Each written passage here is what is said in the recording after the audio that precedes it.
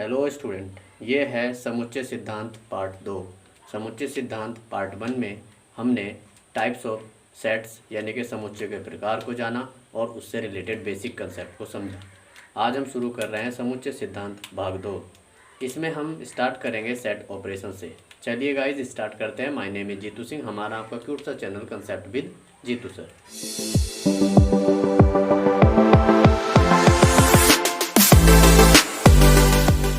देखो, set operations क्या होते हैं। सेट ऑपरेशन क्या होते हैं, जैसे गणितीय इक्वेशन, गणितीय नंबर्स होते हैं, जैसे 2 3 4 5, इनको जोड़कर नया नंबर बनाते हैं। गणितीय नंबरों को जोड़कर, घटाकर, गुणा करके, भाग करके कोई नई संख्या प्राप्त करते हैं। उसी प्रकार से कुछ ऑपरेशंस ऐसे होते हैं जो सेट्स में फॉलो किए जाते हैं और उनसे नया सेट प्राप्त किया जाता है, उन्हें कहते हैं सेट ऑपरेशन। तो ऐसे 4 ऑपरेशन हैं जो हम पढ़ेंगे। नंबर 1 है difference of set, difference of sets. Number 2 union of sets. और नंबर 3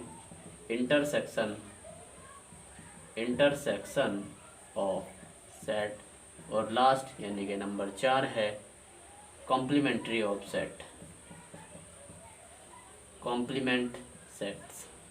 ये 4 ऑपरेशंस यूज़ किए जाते हैं। आई होप आप समझ गए होंगे मैं क्या कहना चाह रहा हूँ। जैसे किन्हीं 2 नंबरों को जोड़कर, घटाकर, गुणा कर एक नया नंबर प्राप्त किया जाता है, इसी तरीके से इन 4 ऑपरेशंस का यूज़ करके नया सेट प्राप्त किया जाता है। तो चलिए मैं एक एक करके इनको डिस्कस करता हूँ। हिंदी मीडियम वाले घबराए नहीं, मैं हर बात हिंदी में भी लिखूँगा। देखो, सबसे पहला ऑपरेशन है हमारा, सबसे पहला है यूनियन ऑफ सेट्स। ठीक है भाई, यूनियन ऑफ सेट। हिंदी वाले ऐसे ही याद रख लीजिए कि सेट का यूनियन कैसे निकालते हैं। तो देखो, मान लो आपके पास 2 सेट हैं। Let you have 2 set, set A and set B. 2 set हैं आपका और आपको उन 2 सेट का यूनियन निकालना है। तो कैसे निकालेंगे? सबसे पहले उसे लिखेंगे ए यूनियन बी। आप लिखने का तरीका देख लीजिए। सबसे पहले लिखा जाएगा उसको ए यूनियन बी की फॉर्म में, ठीक। और उसकी डेफिनेशन की मैं बात करूं तो आपको सभी एलिमेंट लिखने हैं, सभी एलिमेंट लिखने होते हैं, सभी तत्व लिखने होते हैं इसके अंदर। बस ये याद रखिए। एग्जाम्पल से समझो। एक एग्जाम्पल है आपके पास। मान लो एक सेट है ए और उसके एलिमेंट हैं 2 4 6 8। और एक सेट है आपके पास बी जिसके एलिमेंट है 6 8 10 12। तो आपको निकालना है ए यूनियन बी। तो आप समझ जाओ, ए यूनियन बी में सारे एलिमेंट लिखने होते हैं सीक्वेंस से। तो लिखो 2, ये दोनों सेट के सारे एलिमेंट 2 4 6 8 10। देखो यहाँ 6 आया, यहाँ 8, यहाँ तो डबल नहीं लिखना। 2 4 6 8 10 12, ये इसका आया ए यूनियन। समझ गए? अब देखो, मैं इसे डेफिनेशन से लिख रहा हूँ, इसकी डेफिनेशन लिखता हूँ। बस ये याद रखो कि सभी एलिमेंट लिखने होते हैं, सारे के सारे एलिमेंट लिखने होते हैं। अब मैं इसे लिखूँ कि A union B equals to X एक एलिमेंट है जिसमें एक्स एलिमेंट है ए का और एक्स एलिमेंट है बी का। ये इसकी डेफिनेशन है। अगर आपने कहीं ए यूनियन बी लिखा देख लिया, मान लो ए यूनियन बी आपने लिखा देखा और उसके अंदर कुछ एलिमेंट मिले, सपोज करो 1 2, तो इसका मतलब ये हुआ कि जो एक एलिमेंट है वो सेट ए का भी हो सकता है या बी का भी हो सकता है। और इसी तरीके से दूसरा एलिमेंट, ये सेट ए का भी हो सकता है, बी का भी हो सकता है, हम नहीं कह सकते किसका है। ठीक है, आई बात समझ में? इसमें मतलब या वाली कंडीशन आएगी, या तो ये ए का होगा या बी का होगा। आई बात समझ में? कहीं आपको ए यूनियन बी लिखा हुआ है, आपने ए यूनियन बी निकाला और उसमें लिखा 1 2 3 4 5 ये एलिमेंट मिले। अब हमें ये देखना है कि जो एक एलिमेंट है एक, ये सेट ए का भी हो सकता है या बी का भी हो सकता है, क्योंकि ए यूनियन बी में हमने सारे एलिमेंट को एक जगह करके लिखा था। समझो, चार ए का भी हो सकता है, बी का भी हो सकता है, या की कंडीशन है या तो ए में होगा या बी में होगा। तो यही बात इसकी डेफिनेशन से है। ए यूनियन बी निकालते हैं तो एक्स एक एलिमेंट है, इसका ए का या एलिमेंट है बी का।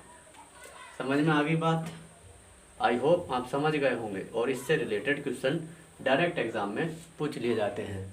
देखो एक एग्जांपल लो, एक सेट है एक्स, उस एक्स सेट में क्या है, राम, गीता और अकबर। और एक सेट है बाई, उस सेट में एलिमेंट है गीता, डेविड और अशोक। ये एलिमेंट है।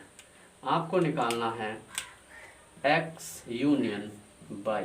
तो आप क्या करो, सारे एलिमेंट लिख दो और कोई भी एलिमेंट दोबारा रिपीट नहीं होना चाहिए। देखो पहले लिख दो राम, उसके बाद लिख दो गीता, उसके बाद देखो गीता 2 बार आया है तो आप एक ही बार इस्तेमाल करेंगे गीता, फिर उसके बाद अकबर, फिर उसके बाद डेविड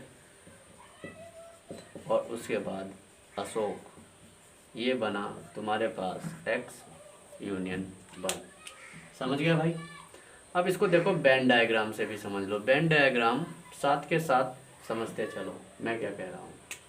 देखो मान लो तुम्हारे पास एक यूनियन, एक यू,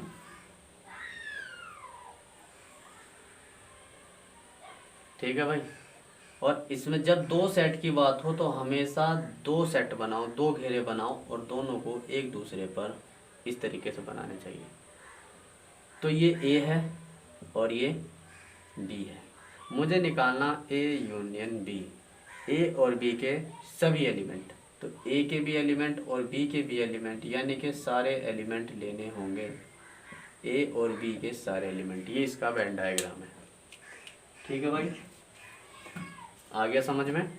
ए यूनियन बी का वेन डायग्राम। अब हमारा दूसरा ऑपरेशन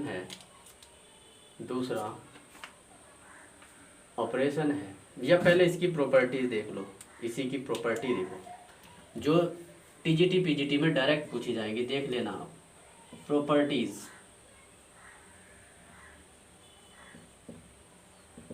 प्रॉपर्टीज देखो क्या है। सबसे पहली है, अगर हम ए यूनियन बी निकाल दें या बी यूनियन ए निकाल दें तो कोई चेंजेस नहीं आएगी।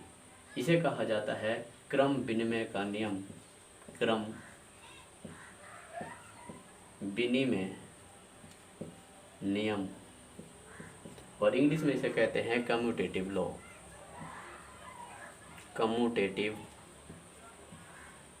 इनका प्रूफ भी होता है, लेकिन यहाँ वीडियो ज़्यादा लंबी हो जाएगी और मैं प्रूफ नहीं कर रहा हूँ। टीजीटी पीजीटी का एग्ज़ाम जो आप देने जा रहे हैं उसमें इसे ऑप्शन में दिया जाएगा और पूछा जाएगा इसमें से सैचार्य का नियम कौन सा है, देख लेना आप। दूसरा है A union B union C, हम लिख सकते हैं A union B union C. ठीक, ये है एसोसिएटिव लॉ। एसोसिएटिव नाम याद रखिए, एसोसिएटिव लॉ। ठीक है भाई, साचार्य नियम। ठीक, एक है तुम्हारे पास ए यूनियन फाई, हमेशा ए के इक्वल होता है, या ए यूनियन यू हमेशा यू होगा। इन दोनों को कहा जाता है तत्समक नियम। देखो ए का फाई के साथ, मान लो ए तुम्हारे पास कोई सेट है 1 2 3 4 और फाई में तो कोई भी एलिमेंट नहीं होता, मैंने कहा ए यूनियन फाई निकालो, तो तुम कॉमन कर लो, तो पूरे का पूरा ए के ये एलिमेंट आ जाएंगे यहाँ। तो ए के एलिमेंट 1 2 3 4 ये एलिमेंट आ जाएंगे, तो वो ए के इक्वल होगा। तो ए यूनियन फाई हमेशा ए के इक्वल होगा। ए यूनियन यू, तो यू के ज़्यादा एलिमेंट होंगे, यू के ज़्यादा एलिमेंट होंगे, यू मतलब पूरा एक सेट, तो यू के ज़्यादा एलिमेंट होंगे तो यू आ जाएगा। ठीक है भाई। तीसरी प्रॉपर्टी देखो, एक है तुम्हारे पास A union A, A union A निकालोगे तो ए आ गया, इसको बोलेंगे आइडेम्पोटेंट लॉ, और हिंदी में बोलते हैं बर्गसम नियम। टीजीटी पीजीटी के लिए है ये, देख कर जाइए, डायरेक्ट इससे रिलेटेड एग्ज़ाम में पूछा जा सकता है। अब दूसरा ऑपरेशन हमारा क्या है उसको देखते हैं, एक मिनट। दूसरा ऑपरेशन है, दूसरा ऑपरेशन है इंटरसेक्शन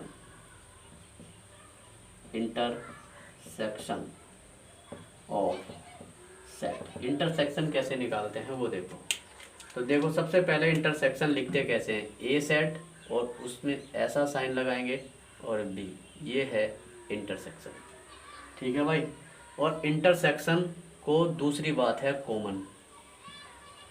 कॉमन होना चाहिए, कॉमन टर्म को लिखा जाएगा। एग्जाम्पल से समझो, देखो मान लो ए एक सेट है तुम्हारे पास जिसकी वैल्यू 1 2 3 4 5 6 7 8 9 और 10। एक सेट है बी जिसकी वैल्यू 2 3 4 5 2 3 5 7।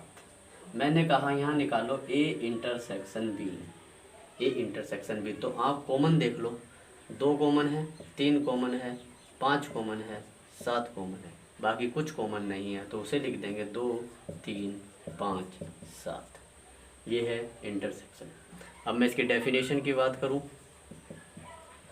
डेफिनेशन तो देखो, ए इंटरसेक्शन बी एक सेट होगा एक्स का जिसमें एक्स एलिमेंट होगा ए का, एक्स ए में भी होगा एंड एक्स एलिमेंट होगा बी का और एक्स बी में भी होगा। इसमें और शब्द लगेगा, ध्यान से देखो, एक्स एलिमेंट ए में भी है और बी में भी है। अगर मान लो सपोज तुम्हारे पास कोई ऐसी वैल्यू निकल के आई और आया 2 और 3, इसका मतलब क्या है कि जो 2 है वो सेट ए में भी है और 2 सेट बी में भी है, 3 सेट ए में भी है और 3 सेट बी में भी है। और शब्द आएगा 2 ए में भी है और बी में भी है, उसमें या शब्द आ रहा था, या तो ए में होगा या बी में होगा। समझो मेरी बात, यूनियन में या आ रहा था, इसमें और आ रहा है। ठीक है। अब इसका वेन डायग्राम देखो,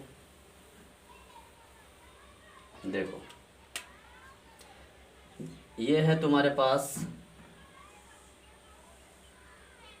ऐसे 2 सेट बनाओ, एक सेट ये एक सेट ये, और यू तुम्हारे पास टोटल वैल्यू। तो इसमें क्या करो, कॉमन देख लो, कॉमन कौन सा है, कॉमन ये है, ये ए सेट था, ये बी सेट था, तो ये कॉमन है, इसे कहेंगे ए यूनियन बी। याद रहे, ऐसा डायग्राम बनेगा यूनियन का। ठीक है भाई। इसकी भी प्रॉपर्टीज देखो, प्रॉपर्टीज ऑफ इंटरसेक्शन।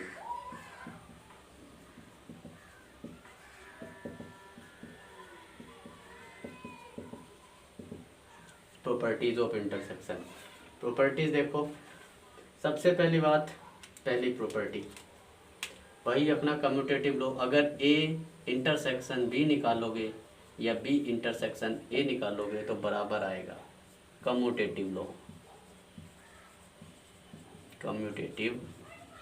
लॉ, इसे कहते हैं क्रम विनिमय का नियम। दूसरी property A intersection B intersection C, A intersection B intersection C बराबर होगा, इसे कहते हैं साहचर्य नियम या एसोसिएटिव लॉ। एक है तुम्हारे पास तत्समक। तत्समक मतलब थर्ड।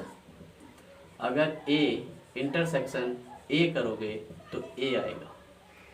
ए इंटरसेक्शन फाई करोगे, ए इंटरसेक्शन यू करोगे, ए इंटरसेक्शन यू करोगे तब भी ए आएगा।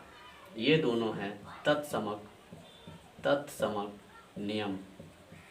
तत्समक नियम, ठीक है भाई, तत्समक नियम, लॉ ऑफ यूनियन। एक है फोर्थ तत्समक नियम, ए इंटरसेक्शन फाई अगर करोगे तो मिलेगा phi. Identity law, identity law, ध्यान से इनको देख के जाना। तत्समक नियम और आइडेंटिटी लॉ, इसका वेन डायग्राम देख लिया और हमने इसके ऑपरेशंस को ध्यान से समझ लिया, ठीक है भाई।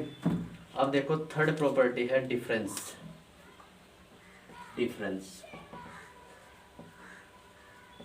Difference of sets.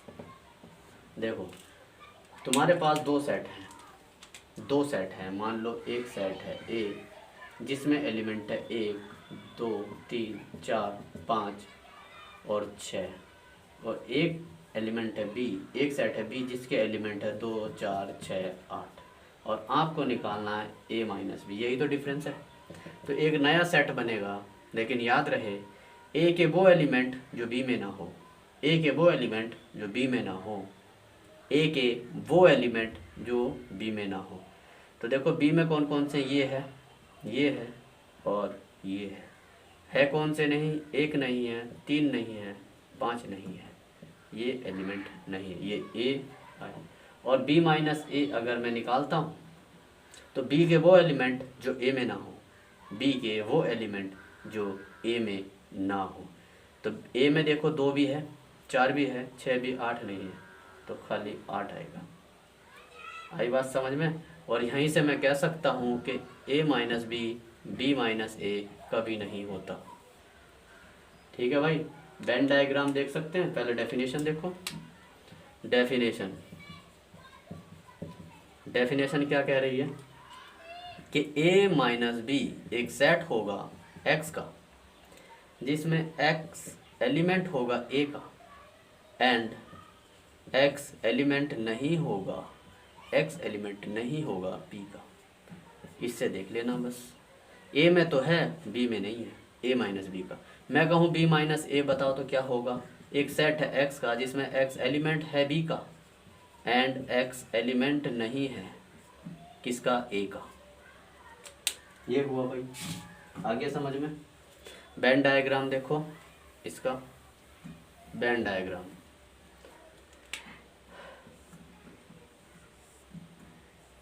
ये टोटल वैल्यू के लिए बनाया जाता है, जितनी भी वैल्यू हो, और ये 2 हुए तो 2 सेट लेने हैं, ठीक है भाई। ये सेट ए, ये सेट बी। अब हमें निकालना है ए माइनस बी। यहाँ देखो हम निकालेंगे यहाँ ए माइनस बी, यहाँ निकालेंगे बी माइनस ए। तो ये ए सेट है, ये बी सेट है। ए के वो एलिमेंट जो बी में ना हो, तो देखो ये वाले तो बी में चले गए, तो ये सारे एलिमेंट ले लो इधर वाले, ये ए माइनस बी है।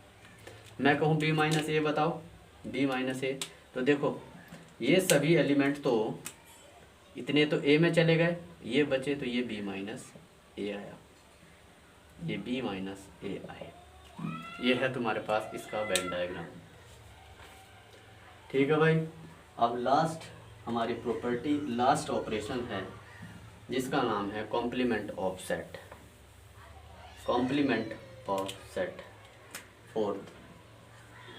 फोर्थ है कॉम्प्लीमेंट ऑफ सेट।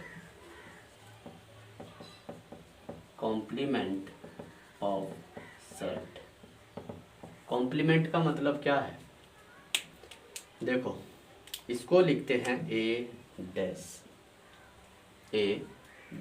क्या लिखा जाता है इसको, ए डैश। ये हुई इसकी डेफिनेशन। यू क्या है? Universal set. यूनिवर्सल सेट मैंने इससे प्रीवियस वीडियो में बताया है आपको। यूनिवर्सल सेट मतलब सारी वैल्यू कि ए के वो सारे एलिमेंट जो ए को छोड़कर, ए डैश में क्या लिखेंगे? ए को छोड़कर सारे एलिमेंट। जैसे मान लो एग्जांपल देखो, तुम्हारे पास एक यूनिवर्सल सेट है, एग्जांपल समझो। यूनिवर्सल सेट 1 2 3 4 5 6 7 8 9 10, ये यूनिवर्सल सेट है।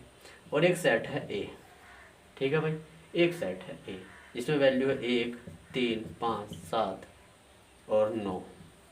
तब आपको निकालना है ए कॉम्प्लीमेंट, तो ए पे एक डैश लगाओ। तो ए को छोड़कर ये वाले सारे एलिमेंट इसमें छोड़ दो और बाकी लिख दो। देखो 1 छोड़ दो, 3 छोड़ दो, 5 छोड़ दो, 7 छोड़ दो, 9 छोड़ दो, ठीक है भाई। तो कौन कौन सा है? 2 4 6 8 और 10, ये हुए। यही तो डेफिनेशन कह रही है। एक्स ए एक सेट है, ए डैश एक सेट है जिसमें एक्स एलिमेंट है यू का, यू के वो सभी एलिमेंट जो ए में ना हो, ए के छोड़कर सारे एलिमेंट लिखने हैं, ये होगा। आगे बात समझ में? तो चारों ऑपरेशंस हमने देख लिए। अब हम एक बहुत ही इम्पोर्टेंट थ्योरम की बात कर रहे हैं जिस पर क्वेश्चन किए जाते हैं, जिसके बिना क्वेश्चन आप नहीं कर सकते। देखो क्या है। सबसे पहली बात, अगर ऐसा दिया है, देखो एक तो ये याद रखो, एन ए यूनियन बी। एन है number of A union B. याद रखो, अगर आप ए और बी के नंबर कैलकुलेट करना चाहते हैं, इन्हें डायरेक्ट क्वेश्चन करेंगे तो कैसे निकलेंगे? ए के सभी नंबर, बी के सभी नंबर और minus N A union intersection B, यानी कि ये तुम्हें कॉमन टर्म घटानी पड़ेगी, ठीक है भाई। बस भाई सुपर मोस्ट है, क्वेश्चन कर दूंगा डायरेक्ट इसी से। अभी देखो क्वेश्चन जब होगा तब पता चलेगा। और मान लो 3 सेट दिए हों और उनके नंबर निकालने हो, A union B union C, तब क्या करेंगे? एन ए के number, number of B, number of C minus number of A intersection B, number of B intersection C minus number of C intersection A minus number of A intersection B intersection C. ये 3 के लिए है, अगर 3 set दिए होंगे तो। N क्या है? नंबर्स। अब देखो क्वेश्चन, मैं इसमें आपको 2 क्वेश्चन कराऊंगा इस वीडियो में। इसके बाद एक पार्ट और आएगा, उसमें डायरेक्ट सारे क्वेश्चन करेंगे। और वो question SSC CGL TGT PGT और जितने भी एग्ज़ाम हैं वेन डायग्राम से रिलेटेड सारे क्वेश्चन कराए जा रहे हैं। देखो पहले मैं क्वेश्चन लिख देता हूँ।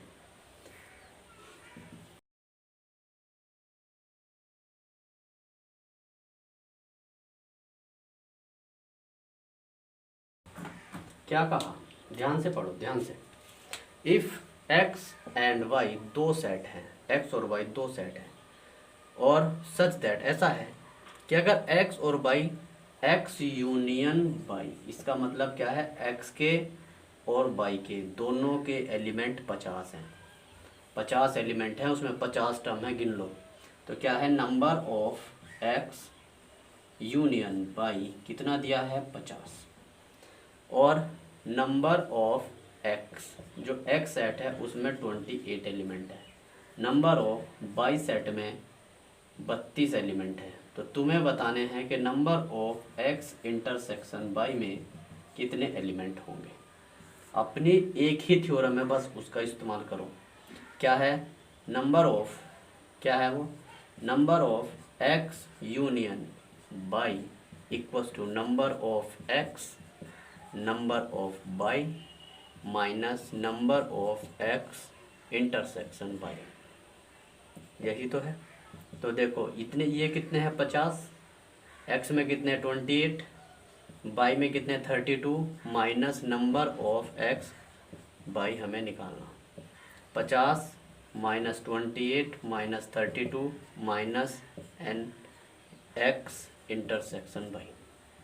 50 ये कम करो 8 और 2 10 का 0, हासिल 1, 3 2 5 और 1 6, minus number of x intersection y, ये हुआ माइनस के 10 इक्वस टू माइनस के number of x intersection y, minus से minus cancel, number of x intersection y equals to आया 10।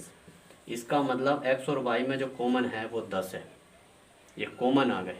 ठीक है भाई, एक क्वेश्चन और करते हैं।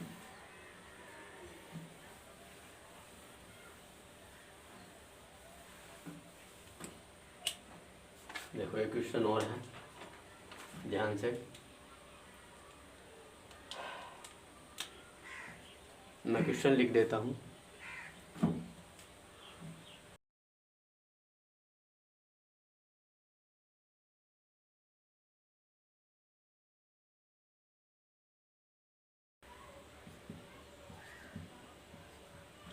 देखो भाई क्वेश्चन देखो, बहुत ही सुपर मोस्ट है। क्या कहा, इन ए स्कूल, एक स्कूल में 20 टीचर्स हैं।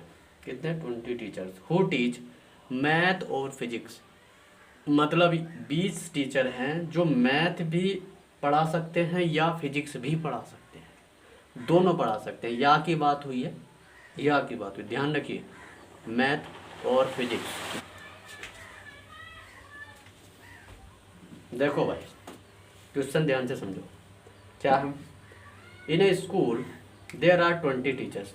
एक स्कूल में 20 टीचर हैं जो मैथ और फिजिक्स, और मतलब या तो मैथ पढ़ा सकते हैं या फिजिक्स पढ़ा सकते हैं, मैथ भी पढ़ा सकते हैं या फिजिक्स भी पढ़ा सकते हैं। या का टर्म देखो, याद रखो। ऑफ दीज 12 टीच मैथ, 12 उनमें से मैथ ही पढ़ाते हैं। And for both math and physics, 4 ऐसे हैं जो मैथ और फिजिक्स दोनों पढ़ाते हैं। देखो एंड शब्द का इस्तेमाल हुआ है, मतलब कॉमन है। 4 ऐसे हैं जो मैथ और फिजिक्स दोनों पढ़ाते हैं, 4 कॉमन है। और यहाँ देखो ये क्या था, 20 टीचर हैं जो मैथ और फिजिक्स, मैथ या हमने कहा कि भाई एक स्कूल है, उसमें टोटल 20 टीचर हैं जो मैथ ही पढ़ा देते हैं और या फिजिक्स भी पढ़ा देते हैं। ठीक है जी, जिसमें से 12 तो मैथ ही पढ़ाएंगे, जबकि 4 ऐसे हैं जो मैथ और फिजिक्स दोनों पढ़ा देंगे। तो कितने टीचर ऐसे होंगे जो फिजिक्स पढ़ा सकते हैं, ये बताना।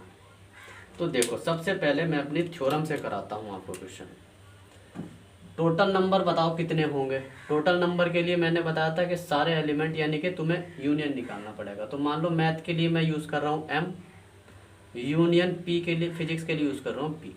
मैथ और फिजिक्स के टोटल टीचर, टोटल मतलब n यूनियन कितने हुए? 20। मुझे बताओ नंबर ऑफ मैथ, मैथ पढ़ाने वाले टीचर के नंबर। मैथ 12 टीचर मैथ पढ़ाते हैं। और नंबर ऑफ, और क्या दिया है? 4 कॉमन है, यानी कि मैथ इंटरसेक्शन p कॉमन है कितने? 4, जो दोनों चीज़ पढ़ाते हैं। और फिजिक्स कितने पढ़ाते हैं, ये हमें निकालना है। यही तो दिया है भैया। मान लो m डिनोट करता है मैथ के टीचर को, मैथ्स टीचर, मैथ्स टीचर, और p डिनोट्स करता है physics teacher.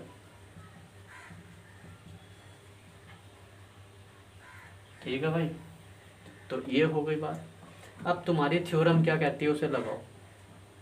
n m union p equals to number of m plus number of p minus number of m intersection p। यही तो है। वैल्यू रखो, ये वैल्यू कितनी दे रखी है? टोटल 20। मैथ कितने पढ़ाते हैं? 12।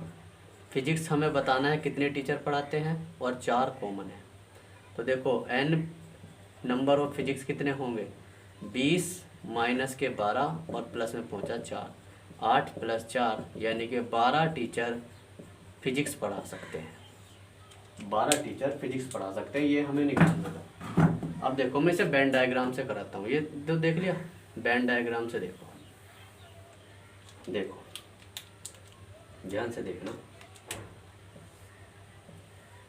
एक सेट ये हमने यूनियन बनाया, और 2 सेट तुम्हें बनाने मैंने बताया था, 2 गोले बनाओ, ये ले। ठीक है भाई, ये मैथ पढ़ाने का सेट है, मैथ पढ़ाने वाले टीचरों का सेट, ये फिजिक्स पढ़ाने वाले टीचरों का सेट। और ये मैंने बताया था ये कॉमन है, ये वाला, ये है तुम्हारे पास मैथ इंटरसेक्शन फिजिक्स, ये था। तो ये कितना है 4, और 12 ऐसे हैं जो मैथ पढ़ाते हैं, टोटल 20 है, यूनियन 20 है। तो 12 ऐसे हैं जो मैथ पढ़, ये तो केवल मैथ ही पढ़ाएंगे, देखो ये मैथ पढ़ाएंगे बस। तो फिजिक्स पढ़ाने वाले बताओ ये कितने हो गए, ये बताओ कितने हो गए। तो 4 तो ये आ गए, और देखो 20 में से 12 कम कर दो, 8, ये टोटल 20 थे, 12 ये चले गए, तो 8 4 12, यानी कि फिजिक्स पढ़ाने वालों की संख्या हुई 20, यानी कि 20 ऐसे हैं जो फिजिक्स पढ़ा सकते हैं। आई समझ में भाई? तो ये इसका वेन डायग्राम से था। ऐसे ही बहुत इंटरेस्टिंग क्वेश्चन, 3 सेट के क्वेश्चन है जो एसएससी सीजीएल और सभी एग्जाम में डायरेक्ट पूछे जा रहे हैं। तो मैं नेक्स्ट पार्ट में डायरेक्ट क्वेश्चन ही करूंगा, लगभग 30 क्वेश्चन हैं, उनको मैं कवर करूंगा। तो बने रहिए हमारे साथ इस सीरीज में। Thanks for watching.